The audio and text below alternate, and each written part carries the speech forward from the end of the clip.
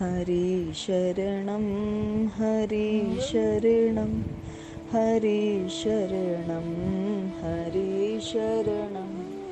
जय श्री कृष्ण। संडे सत्संग में सभी का स्वागत है। सद्गुरु भगवान और श्री हरि का ध्यान करते हुए शुरू करते हैं आज का सत्संग।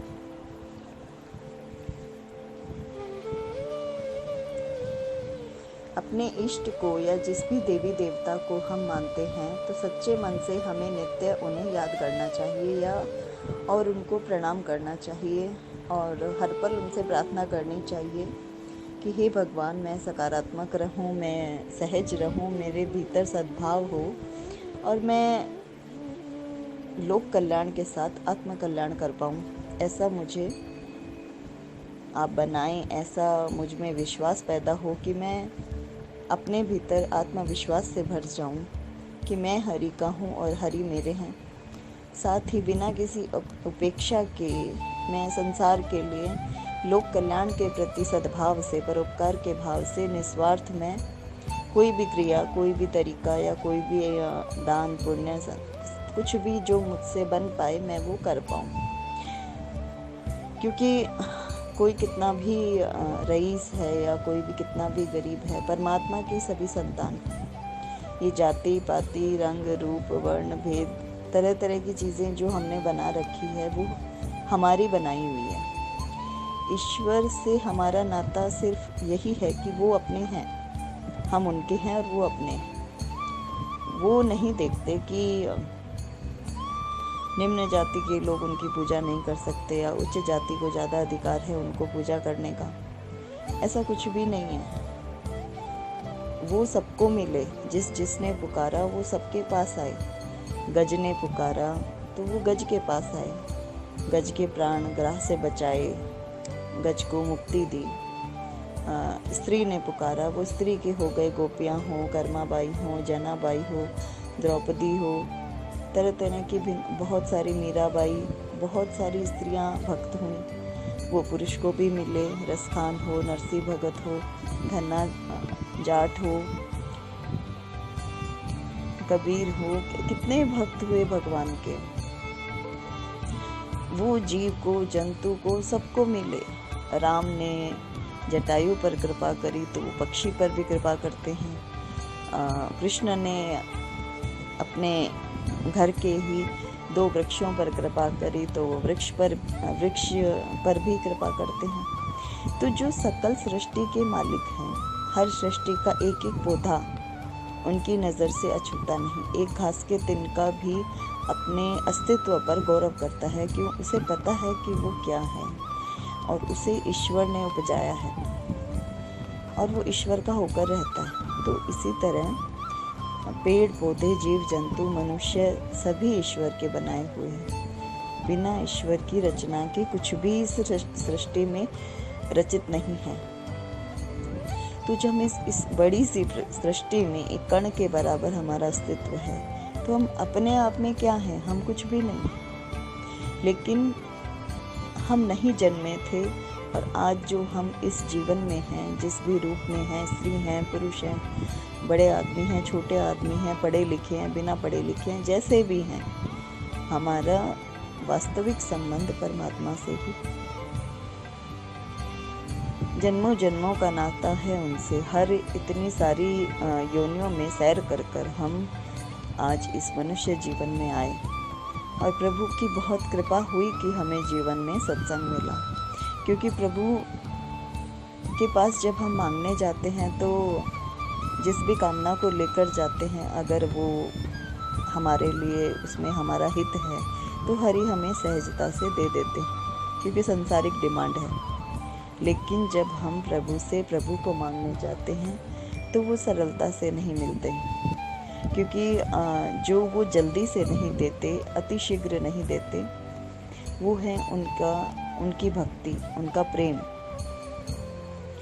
क्योंकि माया में भटका जीव, भ्रमित जीव सिर्फ भाग भाग कर उनके पास जाता है, उनके दर पर तरह तरह के प्रसाद चढ़ाता है या पूजा पाठ करता है, जो भी करता है। हर एक में कहीं ना कहीं कोई ना कोई कामना छिपी होती है कि ये चाहिए, वो चाहिए, पद चाहिए, संतान चाहिए, विवाह करना है, आगे बढ़ना है, मतलब तरह तरह की इच्छाएं, और उसी के लिए प्रयासरत कर रहते रहते वो अनेकानेक पूजा पाठ, यज्ञ, तप, हवन सब करता है, लेकिन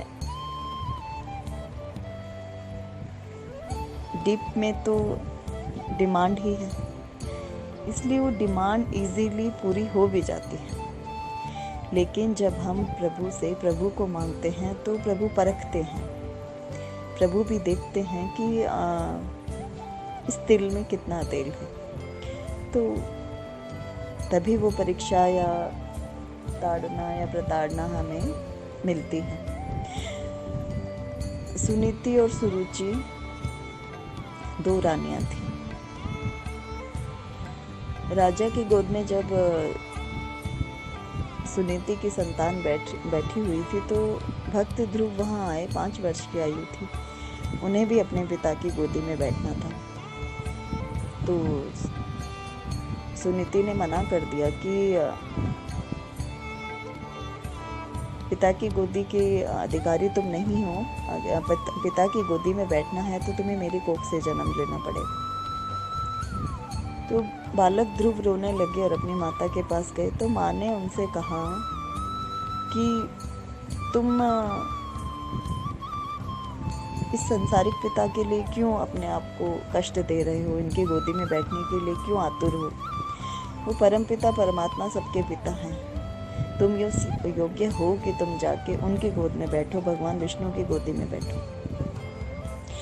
तो अभूत से बालक चल पड़े भगवान की ओर तपस्या करने। तो नारद मुनि ने उनका मार्ग प्रशस्त किया, उनको मार्गदर्शन दिया और उन्हें भगवान को प्रसन्न करने के लिए गुरु मंत्र दिया। तो जब भगवान की ओर चले तो गुरु से मुलाकात बहुत इजी है, हो ही जाती, क्योंकि गुरु ही वो तरीका है जो हमें मार्ग बताते हैं। गुरु ही वो मार्गदर्शक हैं, गाइड हैं, मेंटोर हैं, कि वो हमें बताते हैं कि हमें चलना कैसे है।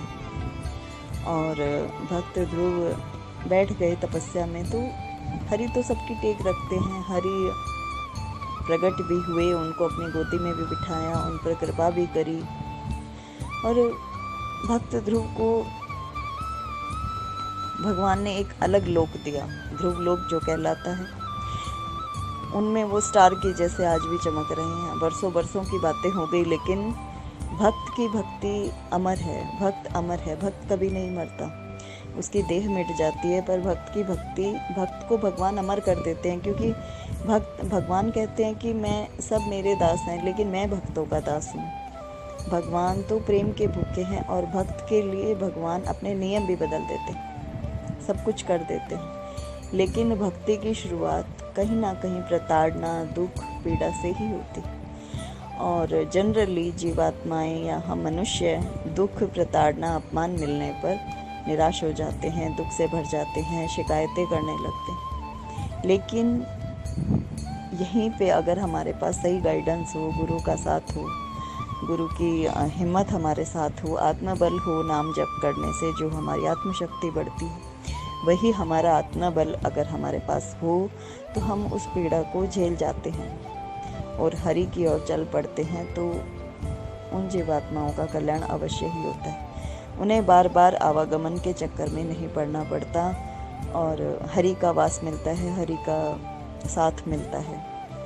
इसलिए जो ये माया जाल है, संसार का जो चकाचौंध या सुख की लालसा जो हमारे भीतर है, वो हमें घेरे रहती है।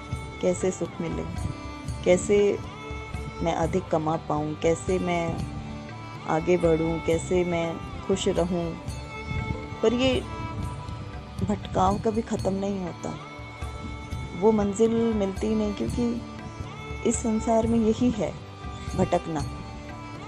तो जब भटक ही रहे हैं तो भटकते भटकते अगर हम उस भटकाव में, जैसे हम छोटा सा मार्ग ही भटक गए, अपने घर अब नहीं पहुंच पा रहे, तो हम क्या करेंगे? परमात्मा को याद करेंगे।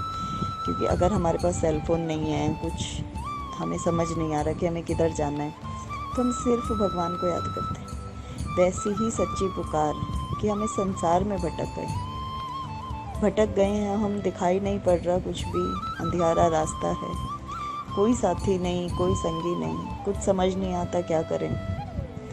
तो हरि नाम ही एकमात्र सहारा है। और आंधे की सी लाकड़ी सहारो श्याम नाम रे।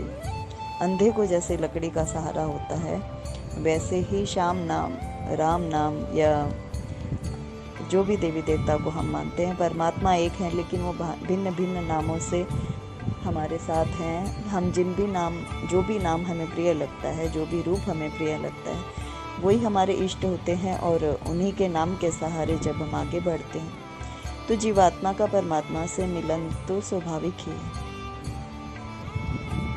और यही ठाकुर की अनुकंपा है कि वो हमें सत्संग भजन देते हैं, नाम जप करने की प्रेरणा देते हैं, और उनकी कृपा से ही हम नाम जप कर पाते हैं।